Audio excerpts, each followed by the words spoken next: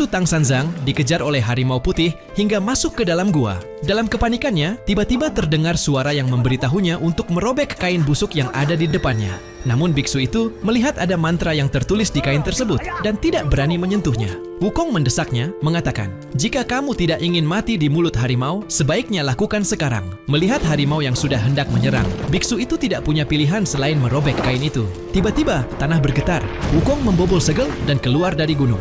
Kemudian, ia memegang ekor harimau, memutarnya beberapa kali dan melemparkannya keluar.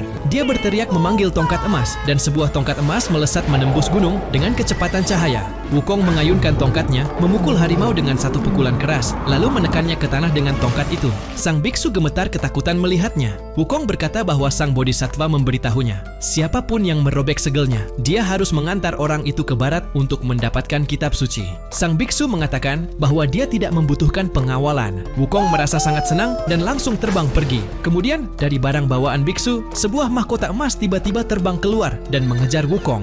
Detik berikutnya, Wukong kembali dan mengenakan mahkota itu. Dia menuntut untuk tahu apa yang telah dilakukan sang biksu dan mengapa benda di kepalanya itu tidak bisa dilepas. Sang biksu berkata bahwa dia tidak tahu apa itu. Setelah melihat dengan seksama, ia melihat ada mantra yang terukir di atasnya. Lalu, dia akan mencoba membaca mantranya untuk melihat apakah itu bisa dilepas. Dia mulai melantunkan mantra, dan itu membuat Wukong merasa seperti kepalanya akan pecah. Bahkan ia menghancurkan bebatuan di sekitarnya. Wukong memaksa sang biksu untuk melepasnya, tetapi sang biksu tidak tahu caranya. Pada saat itu, Bodhisattva Guanyin muncul di langit. Dia memberitahu Wukong bahwa jika ia ingin mahkota itu dilepas, ia harus melindungi sang biksu dalam perjalanan ke barat. Itu satu-satunya cara untuk mematahkan mantra tersebut. Pada awalnya, Wukong tidak mempercayainya. Dia mencoba terbang sejauh 80.000 mil, namun tetap kembali ke tempat semula. Dan begitulah awal mula cerita tentang sang biksu dan Wukong.